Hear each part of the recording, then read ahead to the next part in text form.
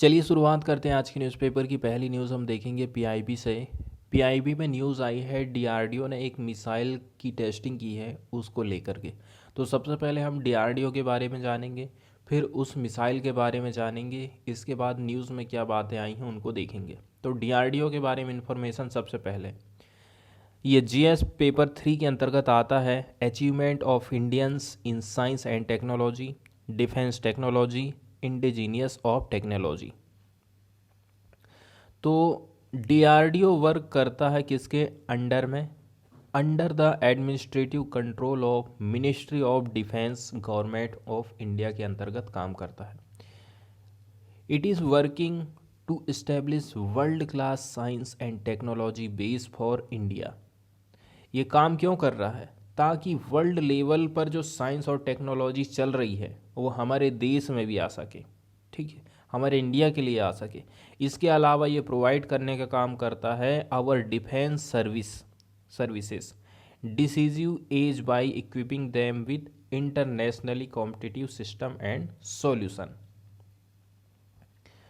अब इसकी हिस्ट्री के बारे में बात बताई जाती है। डीआरडीओ को इस्टेब्लिश किया गया था 1958 में, after combining technical development establishment TDES को ऑफ द इंडियन आर्मी। इसके अलावा directorate of technical development and production DTDP, दो डिपार्टमेंट को जोड़ करके बनाया गया था डीआरडीओ, ठीक है, with the defence science organisation, ये भी इसमें शामिल था, डिफेंस साइंस ऑर्गेनाइजेशन।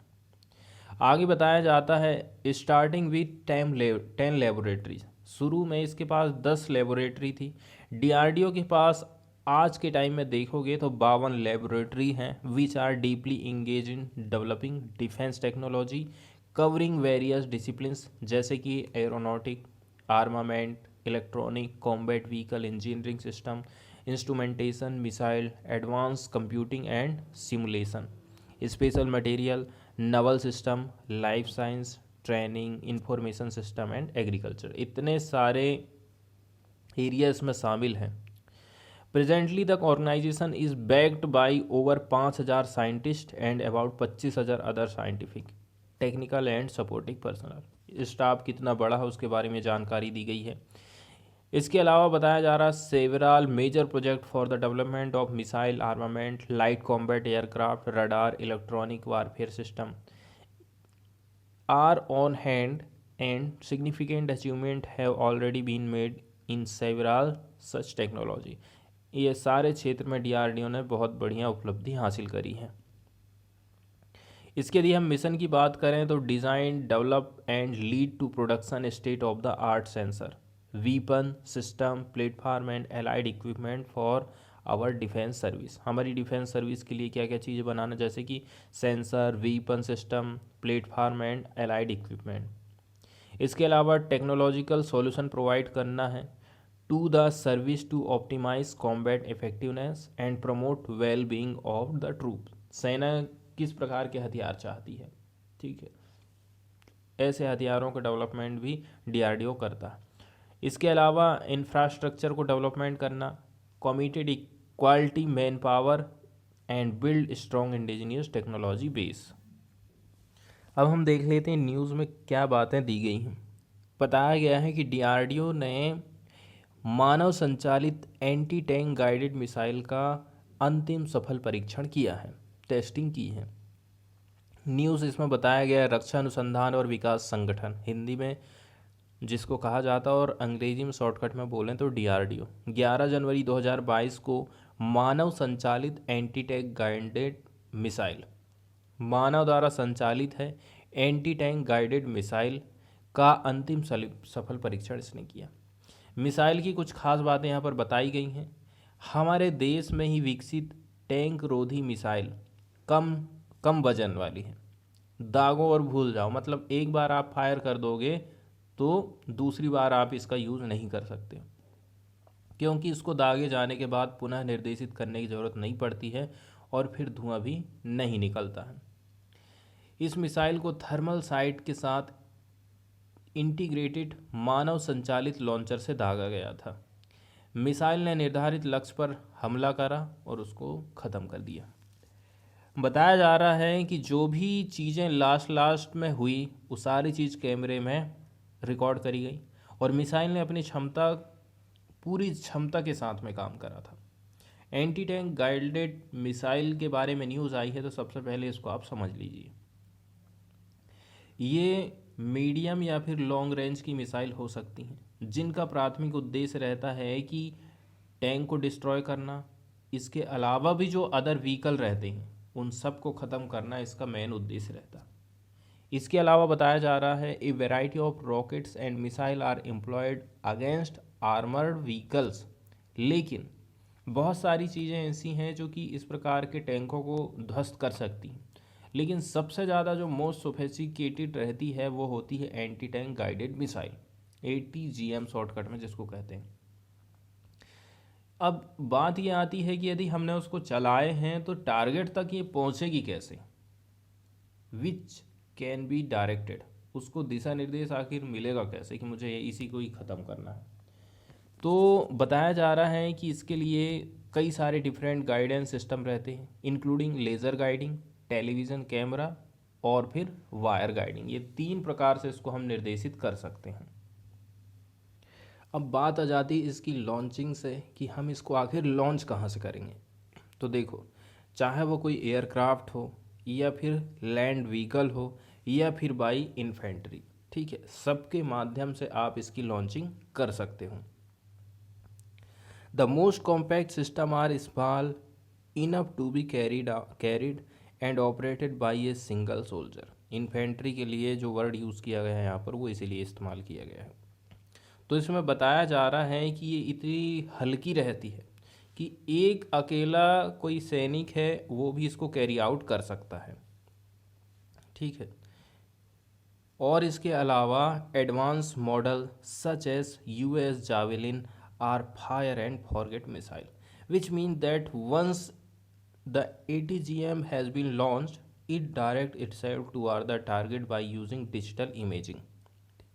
यहाँ पे ध्यान हमको ये रखना है कि यदि एक तो कोई सैनिक है वो खुद इसको लॉन्च कर सकता है, दूसरी कुछ एडवांस टाइप की भी मिसाइलें हैं, US जेवेलिन जिसका नाम यहाँ पर बताया गया, एग्जांपल दिया गया है, फायर और फॉरगेट टाइप की मिसाइल होती है।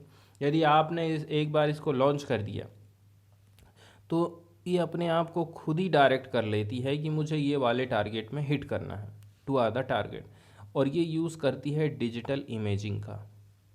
N ATGM can also be used against fortified position और लो स्पीड एयरक्राफ्ट, है ना।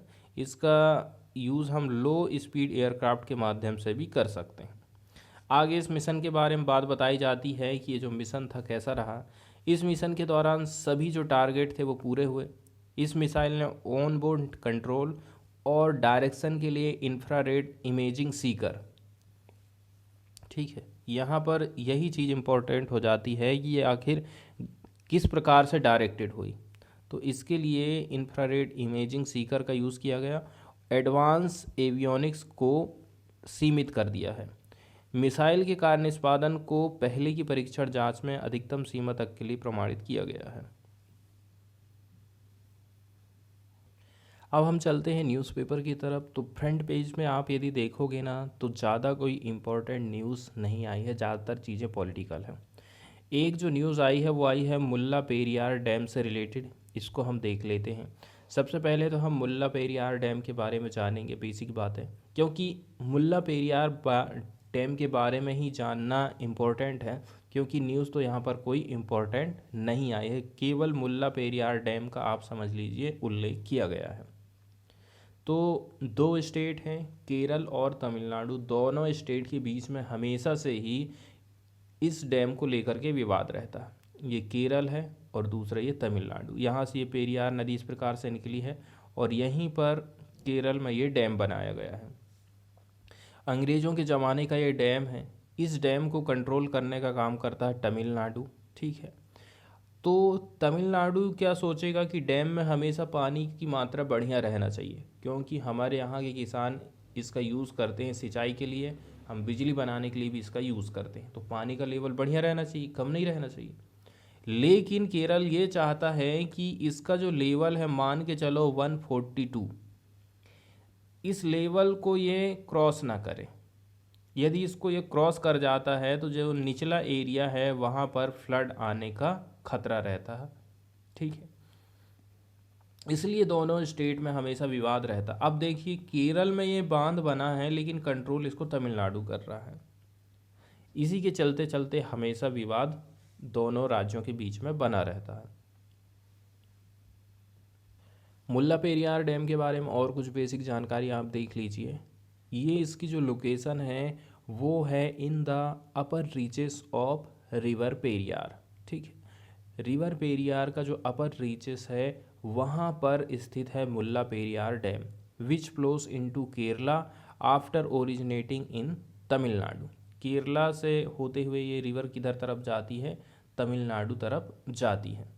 The reservoir is with in the Periyar tiger reserve, और यहीं इसी के साइड में पड़ जाता है पेरियार टाइगर रिजर्व, इसी के किनारे में। ठीक है, the water diverted from the reservoir is first use by the power generation in lower Periyar, मतलब कि तमिलनाडु सबसे पहला यूज़ है इसका बिजली उत्पादन का, before flowing into Suruliyar a tributary of Vaigai river.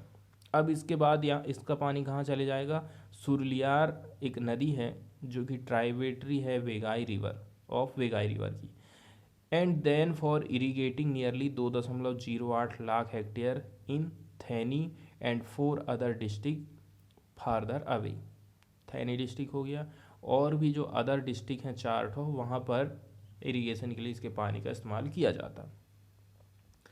आगे इसकी हिस्ट्री बताई जाती है कि 1886 में द तैन महाराज ऑफ त्रावणकोर, इन्होंने साइन करा था पेरियार लीज डीड, किसके साथ में, ब्रिटिश गवर्नमेंट के साथ में, which considered the Periyar water useless to Travancore. ठीक है, पेरियार वाटर त्रावणकोर में ज़्यादा कुछ यूज वूज नहीं हो रहा था। It wanted to divert the water into arid region of Tamil Nadu, ये चाह रहे थे कि ये जो पानी है सूखा वाला जो एरिया है तमिलनाडु का, वहाँ हम इस पानी का यूज़ करें। The Maharaja sign the agreement after 20 years of resistance. In 1895 the dam was constructed, फिर बाद में 1895 में इस डैम का निर्माण होता है। The Madras government started hydel power generation in 1959, later the capacity was increase to 140 megawatt, बिजली उत्पादन चालू हो गया, कैपेसिटी भी 140 मेगावाट बाद में बढ़ा दी गई। लेकिन फिर बाद में आई सेफ्टी की बात, ठीक, कि सेफ्टी को लेकर के इसमें कुछ कंसर्न है। Safety concerns around the dam back to the early 1960s when media reported it was unsafe. Kerala brought up the issue before the central water commission in 1961। 1960 के दशक में दिक्कतें आना चालू हो गई। 1961 में केरल चला गया सेंट्रल वाटर कमीशन के पास में, फिर इंस्पेक्शन हुआ केरल और तमिलनाडु के द्वारा इन 1964 में। The water level reduce for the first time from 155 से 152 फीट। इसके बाद वाली न्यूज़ हम देखने वाले हैं राजस्थान में प्रधानमंत्री कुसुम योजना के बारे में आप सुने होंगे। ठीक है, तो प्रधानमंत्री कुसुम योजना के अंतर्गत राजस्थान में किस प्रकार का कामकाज हुआ है, क्या क्या किसानों को प्रॉब्लम आ रही हैं, ये सारी बातें इस न्यूज़ में हम देखने वाले हैं। तो ये रहा राजस्थान। एक तरफ इसकी जो बाउंड्री है वो पाकिस्तान से लगी हुई है। ठीक है, मतलब कि इसके यदि आप पूर्व और पश्चिम, इसके यदि आप नॉर्थ और पश्चिम की तरफ जाओगे तो ये बाउंड्री अपनी शेयर करता है पाकिस्तान के साथ में। ठीक है, और इसके यदि आप साउथ की तरफ चले जाओगे तो गुजरात के साथ में, मध्य प्रदेश के साथ में, हरियाणा के साथ में, पंजाब के साथ में और यूपी के साथ में अपनी बाउंड्री को राजस्थान शेयर करता है। तो सबसे पहले जानकारी प्रधानमंत्री कुसुम योजना के बारे में। इसका जो फुल फॉर्म है वो है प्रधानमंत्री किसान ऊर्जा सुरक्षा और उत्थान महाअभियान। ये एक ऐसा समाधान है जो किसानों को बिजली से संबंधित जितनी भी ज़रूरत है उनको एक साथ पूरा करता है। जैसे कि किसानों को अपने खेतों में सिंचाई करना है तो उसके लिए उनको मोटर चलाना पड़ेगा और मोटर चलेगी बिजली से। तो ऐसी बहुत सारी चीज़ें हैं जिनके लिए किसान को बिजली की ज़रूरत पड़ती है। इसके लिए सरकार ने ये स्कीम को लॉन्च किया था। इसमें किसानों को सिर्फ 10% अंशदान देकर के अपने लिए ज़रूरत के हिसाब से सौर ऊर्जा प्रणाली लगाने का प्रबंध किया जा सकता है। अब दिक्कत यहाँ पर यही बात आ जाती है, 10%, 1 लाख रुपया भी यदि इसमें लग रहा है, ठीक है, 1 लाख रुपये भी यदि इसमें लग रहा है तो 1 लाख का 10% देने में भी जो गरीब किसान है ना वो लोग पीछे हट जाएंगे। ठीक है, 1 लाख का 10% भी किसान देने के लिए तैयार नहीं हो पाएगा क्योंकि छोटे किसानों की इतनी बचत नहीं हो पाती है। यही एक प्रॉब्लम आती है। दूसरी प्रॉब्लम ये आती है कि बैंक आसानी से लोन देने का काम नहीं करते। ठीक है, अब फाइनेंस के माध्यम से तो हो गई ना, पूरा पूरा तो गवर्नमेंट नहीं दे सकती 100% की पूरा ही हम दे रहे हैं आपको फ्री में। आगे चल के बताया जाता है इस पंप योजना का उद्देश्य आखिर है क्या। तो भारत सरकार 3 उद्देश्य के साथ सोलर पंप योजना पर काम कर रही है। पहली बात, पॉल्यूशन पर कंट्रोल सरकार को करना है। 2018 में ग्लोबल कार्बन प्रोजेक्ट रिसर्च की एक रिपोर्ट आई थी। भारत दुनिया में सबसे ज़्यादा CO2 उत्पादित करने वाला तीसरा देश है। ठीक है, इंटरनेशनल सोलर अलायंस की यदि हम बात करें, IESA, तो पहला चीन, दूसरा अमेरिका और है तीसरे नंबर पर भारत। भारत और फ्रांस ने मिलकर एक संगठन बनाया है जिसका नाम है इंटरनेशनल सोलर अलायंस, जिसमें रिन्यूएबल एनर्जी मतलब कि अक्षय ऊर्जा पर ज़्यादा फोकस किया जाता है, जैसे कि सौर ऊर्जा, पवन ऊर्जा इत्यादि पर फोकस किया जाता है। तो एक बात और है, भारत ने 2022 तक ये टारगेट किया है कि हम 175 गीगावाट सोलर एनर्जी को प्रोड्यूस करेंगे, जिसमें 100 गीगावाट सोलर पावर होगी। इसके अलावा डीजल के यूज़ में भी कमी लाना इसका प्रमुख उद्देश्य है। हमारे देश में जहाँ तक बिजली नहीं है वहाँ पर ज़्यादातर सिंचाई के लिए डीजल इंजन का प्रयोग किया जाता है और जहाँ बिजली है वहाँ कोयला से बनी बिजली का यूज़ करा जाता है, जिसके कारण प्रदूषण बढ़ गया है। इसके अलावा किसानों की आय भी बढ़ाने का काम इस योजना का मेन उद्देश्य है। किसान यदि अपने यहाँ पर सोलर सिस्टम लगाता है तो वो बिजली डिस्ट्रीब्यूशन कंपनी को अपनी बिजली बेच सकता है, यूज़ भी कर लेगा और बेच भी सकता है। कुसुम योजना के लाभ के बारे में बताया जाता है, किसानों को सौर ऊर्जा यंत्र लगाने के लिए सिर्फ 10% राशि की अग्रिम भुगतान करना है, मतलब कि 100 रुपया में 10 रुपया ही आपको देना है। केंद्र सरकार किसानों को सीधे उनके बैंक अकाउंट में सब्सिडी दे देगी और इससे किसानों को किसी भी मुश्किल का सामना नहीं करना पड़ेगा। ठीक है, इस योजना से बंजर भूमि का भी यूज़ होगा, क्योंकि ऐसी भूमि जहाँ पर किसान फसलें नहीं उगा रहे हैं वहाँ सोलर प्लांट वो लगा सकते हैं।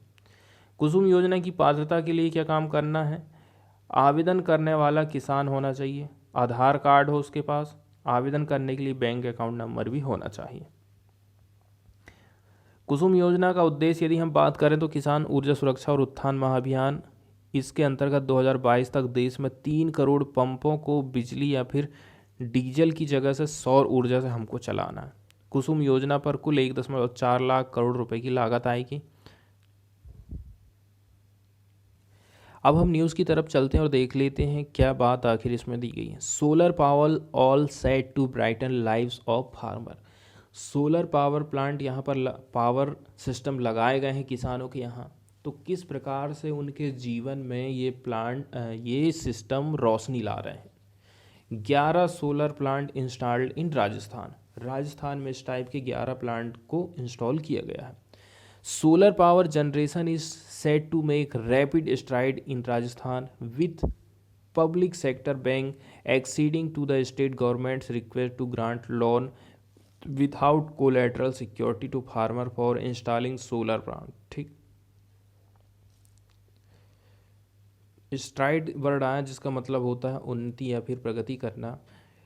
तो यहाँ के जो बैंक है ना वो किस प्रकार से सहायता कर रहे हैं, लोन देने में किसानों को, तब जाके वो लोग क्या काम कर पा रहे हैं, सोलर पावर जनरेशन कर पा रहे हैं सोलर प्लांट के माध्यम से, क्योंकि सरकार ने इसमें सहायता करी है। स्टेट गवर्नमेंट ने रिक्वेस्ट करी है कि आप लोन को ग्रांट करिए without collateral security to farmer for installing solar plant at their infertile और सेमी बैरन लैंड। मेरे पास यदि बंजर भूमि है, मेरे पास कोई ऐसी चीज़ भी नहीं है, संपत्ति नहीं है जिसको मैं गिरवी रख कर लोन ले सकूं, तो आप ऐसे किसानों को लोन दीजिए, ऐसा स्टेट गवर्नमेंट का बैंकों को कहना है। The work was earlier affected as the farmer face difficulty in getting bank loans. सबसे बड़ी दिक्कत यहीं पर आ जाती है, चाहे आप कोई भी छोटा मोटा बिजनेस करना चाहो, आसानी से आपको लोन नहीं मिलेगा, आप 10 चक्कर काटते रह जाओगे बैंक के। तो किसानों को भी लोन लेने में दिक्कत जा रही थी। The Rajasthan renewable energy corporation has allotted 722 megawatt plant to 623 farmer under the Kusum scheme. तो राजस्थान रिन्यूएबल एनर्जी कॉरपोरेशन ने अलॉट करा 722 मेगावाट प्लांट को 623 फार्मर को कुसुम योजना के अंतर्गत। तो जो केंद्र सरकार की पीएम कुसुम योजना है, प्रधानमंत्री किसान ऊर्जा सुरक्षा एवं उत्थान महाअभियान, ठीक है, ये इनकम जनरेशन का काम करती है for farmers from their infertile lands with the establishment of solar power plant. While the farmer can sell the power generated from the solar plant to power distribution companies, the solar pump can also be installed for irrigation of farmland. बिजली आप बेच सकते हो, solar pump चला सकते हो सिंचाई करने के लिए। आगे बताया जा रहा है, Rajasthan became the first state to complete the selection of farmer for installation of solar plant on their land in July 2021 with the capacity exceeding the target set by the Union Ministry of New and Renewable Energy। जितना target किए थे कि हम इतने किसानों को देंगे, उससे ज़्यादा इनकी संख्या बढ़ गई है, इतनी बढ़िया प्रगति की है, और ऐसा काम करने वाला राजस्थान पहला स्टेट बना है। बताया जा रहा है कि 11 प्लांट को इंस्टॉल किया गया है। Additional chief secretary Subodh Agarwal का कहना है 11 of these plant had so far been installed in the state. The loans to be sanctioned without collateral security for the solar plant of 0.5 kilowatt से 2 megawatt will speed up the work and help achieve the target set in the renewable energy sector। कितने megawatt के ये plant रखे गए हैं, main इनकी सफलता का कारण आखिर क्या है, यही सब बातें यहाँ पर बताई जाती हैं। आगे बताया जा रहा है कि किसान लोग जो बिजली बनाएंगे उसको 3.14 रुपया प्रति यूनिट के हिसाब से खरीदेंगी, ठीक है, पावर डिस्ट्रीब्यूशन कंपनियां या फिर जो भी खरीदेगा, और 25 साल का ये क्या है, परचेज का एग्रीमेंट है।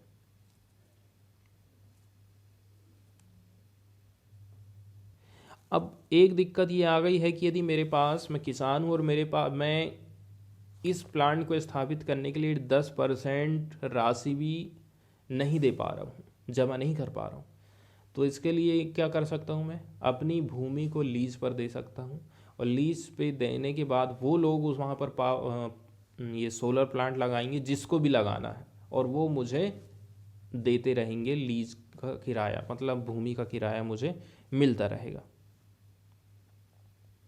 यदि मेरे किनारे पर सब स्टेशन है तो ये रिड्यूस कर देगा ट्रांसमिशन के लॉसेस को, as well as expense for expansion of infrastructure of discom, ठीक है। आगे बताया जा रहा था, Congress government in the state had adopted the solar energy and wind and hybrid energy policy in December 2019। दिसंबर 2019 में राजस्थान की सरकार ने सोलर एनर्जी और wind and hybrid energy policy को अपनाया था with the plan to develop the capacity of 38,000 megawatt renewable energy. आगे मिस्टर अग्रवाल का कहना है, Kusum scheme would ensure energy security. Energy security का मतलब क्या है कि ऐसे किसान जिनको बिजली की ज़रूरत है, बिजली का बिल भी महंगा हो गया है, उससे बढ़िया है कि आप सोलर पावर प्लांट लगाइए और उससे बिजली उत्पन्न करिए। यदि एक्स्ट्रा है तो बेच भी दीजिए। आपके पास जो बंजर भूमि है उसका आप सही तरीके से यूज़ कर सकते हैं। एक न्यूज़ आई है जो कि इंडिया की पासपोर्ट रैंक को बताती है, बताया जा रहा है इसमें हमें इम्प्रूवमेंट मिल गई है 90 से 83। इंडिया की passport power has improved this quarter compare to 2021।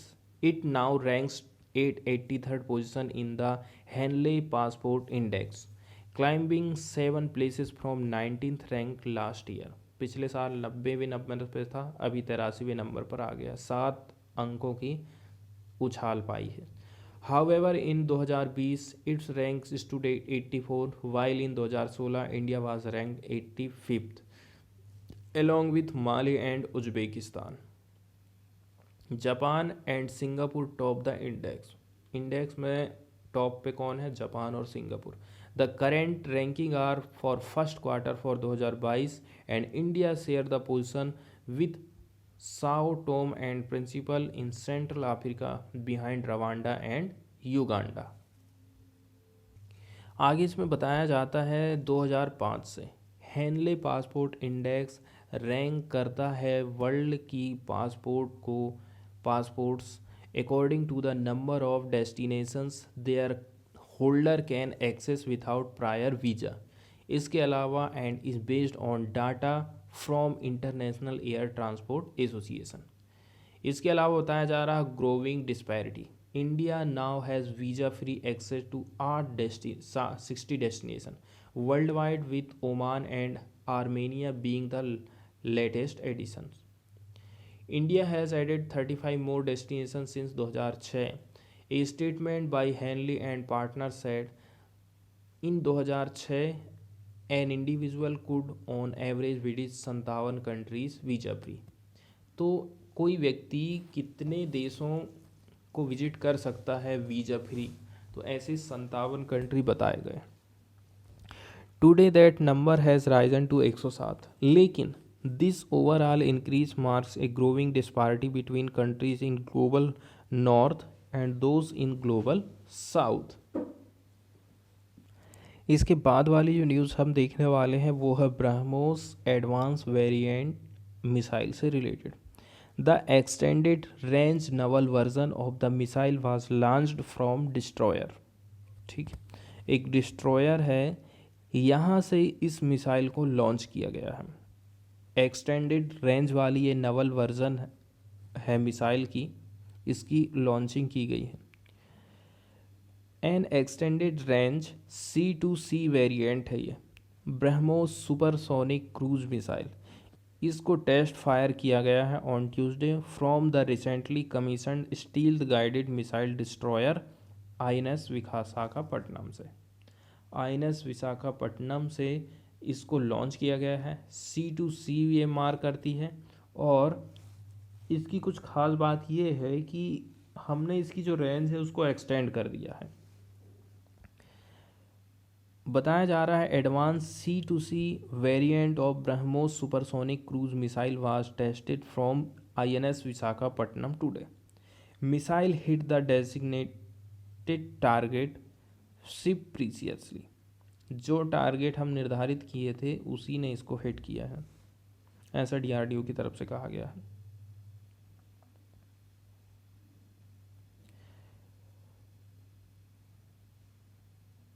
आगे ब्रह्मोस के बारे में बताया जाता है, एक प्रकार से जॉइंट कोलैबोरेशन है दो देशों के बीच में, इंडिया और रसिया के बीच में, and is capable of being launched from land, sea, sub sea and air. न केवल ये लैंड से बल्कि सी से, सब सी से और हवा से भी इसको हम लॉन्च कर सकते हैं against surface and sea based target. Surface में यदि कोई टारगेट है, सी बेस्ड टारगेट है, तो उसके लिए भी आप इसको लॉन्च कर सकते हैं। इसकी रेंज है capped at 290 kilometre initially. The range of the missile was originally capped at 290 kilometre as per obligation of the missile technology control regime MTCR। कहना है 290 किलोमीटर इसकी रेंज रहेगी। Following India's entry into the club in June 2016, official लोगों का कहना है the range would be extended to 450 kilometre से लेकर के 600 kilometre at a later stage. An extended range missile had been tested earlier, और यही चीज़ की टेस्टिंग की गई है। बताया जा रहा है INS Visakhapatnam with a displacement of 7400 ton. ठीक है, इसके डिस्प्लेसमेंट के बारे में बात बताई जाती है कि वो कितना वजन ढो सकता है। Is the first of 4 indigenously designed and built project 15B class stealth guided missile destroyer and was commission in November 2021 नवंबर में इसको हमारी नेवी में शामिल किया गया था, काम करने से चालू कर दिया था। इसके बाद वाली न्यूज़ हम देखने वाले हैं सेपा से रिलेटेड, जिसको हम कहते हैं कम्प्रहेंसिव इकोनॉमिक पार्टनरशिप एग्रीमेंट। तो इसमें देखेंगे कि किस प्रकार से दो देशों के बीच में ट्रेड फ्रीली होता है। ये एक प्रकार से फ्री ट्रेड पैक्ट के अंतर्गत ही आता है। आप इंडिया में माल भेजिए, हम आपको फ्री ऑफ टैक्स या फिर बहुत ही कम टैक्स लगाएंगे। हम आपके यहाँ अपना माल भेजेंगे तो आप भी कम टैक्स लगाओगे या फिर जीरो टैक्स लगाओगे। Which covers negotiation on the trade in service and investment. इसके अलावा and other area of economic partnership it में even consider negotiation on areas such as trade facilitation and customs cooperation, competition and intellectual property rights। आगे बताया जा रहा है partnership agreement या फिर cooperation agreement are more comprehensive than free trade agreement. CEPA also looks into regulatory aspect of trade and encompasses an agreement covering the regulatory issue। India has signed SEPA with South Korea and Japan। अब हम चलते हैं news की तरफ।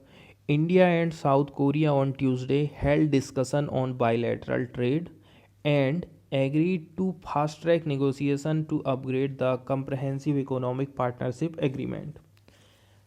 India और south Korea के बीच में ट्यूसडे के दिन डिस्कशन हुआ था बायलैटरल ट्रेड में, और कैसे हम फ्री ट्रेड अच्छे से कर सकते हैं। तो इसके लिए उन्होंने सेपा के बारे में भी चर्चा किया था। During the meeting between union commerce and industrial minister Piyush Goyal और साउथ कोरिया के काउंटर पार्ट थे यी हान कू, इंडिया की तरफ से हाईलाइट किया गया था difficulties the bovine meat export are facing in South Korea. ठीक है, यहाँ पर बोवाइन वर्ड आया जिसका मतलब होता है सांड। ठीक है, गो जाती है। सांड के मीट का जो एक्सपोर्ट होता है उसमें कुछ प्रॉब्लम फेस कर रहा था। सोर्स का कहना है Seoul was urge to expedite the process to help in export of agriculture product. दिक्कत वाली बात यह है कि देखो, सियोल ने प्रोवाइड कर दिया था हमें मार्केट एक्सेस बोवाइन मीट के लिए 2019 में। अब इसको बाद में उसने क्या करा, 2021 में रिन्यू करा। But it appears that South Korea has been insisting. ठीक है, साउथ कोरिया क्या कह रहा है, डिमांड क्या कर रहा है कि India should get a clearance from world organisation for animal health. यहाँ से आप क्लियरेंस लो पहले, उसके बाद हमारे मार्केट में मटन मीट बेचो। However, the Indian side said the meat is being exported to several countries and there are no complaints regarding the foot and mouth disease from them। कई सारे देशों को हम बेच रहे हैं, ऐसा कोई बात नहीं है कि उनको फूट एंड माउथ का रोग है इसके कारण आप मना कर रहे हो। तो हम सबसे पहले देख लेंगे world organisation for animal health संगठन के बारे में। ठीक है, शॉर्टकट में इसको हम OIE कहते हैं। एक प्रकार से इंटर गवर्नमेंटल ऑर्गेनाइजेशन, बहुत सारी देश की सरकारें इसकी सदस्य हैं। ये रिस्पॉन्सिबल है for improving animal health world wide. पूरे विश्व के जितने भी देश हैं उन देशों के जो एनिमल का हेल्थ है उसको इम्प्रूव करने का काम ये संगठन करता है। 2018 में क्या हुआ था, it had a total 182 member country. India is one of member countries, India भी इसका एक सदस्य है। ये डेवलप करने का काम करता है नॉर्मेटिव डॉक्यूमेंट को, जो कि रिलेट करते हैं rules that member country can use protect themselves from the introduction of disease and pathogens. One of them is Terrestrial Animal Health Code.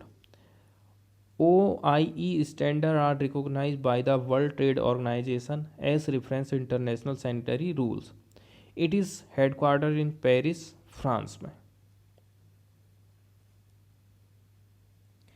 एक फॉरेन वाले न्यूज़ से आई है pigs heart breathing inside human. 57 साल का एक ओल्ड व्यक्ति है जिसने रिसीव किया है organ from genetically modified pigs as last resort treatment. मतलब ये है कि पिग के हृदय को, हार्ट को कहाँ पर यूज़ किया गया है, एक ओल्ड व्यक्ति में, और वो व्यक्ति उसी के माध्यम से सांस ले रहा है. US surgeon have successfully implanted a heart from genetically modified pig in 57-year-old man, a medical first that could one day help solve the chronic shortage of organ donation. अब बहुत कम ऐसे लोग हैं जो हृदय को डोनेट कर पाते हैं. उस शॉर्टेज को पूरा करने के लिए डॉक्टर ने क्या काम करा है, सुअर के हृदय को एक 57 साल के पुराने लोग को इम्प्लांट कर दिया है. The historic procedure took place on Friday, the University of Maryland Medical School said in a statement on Monday.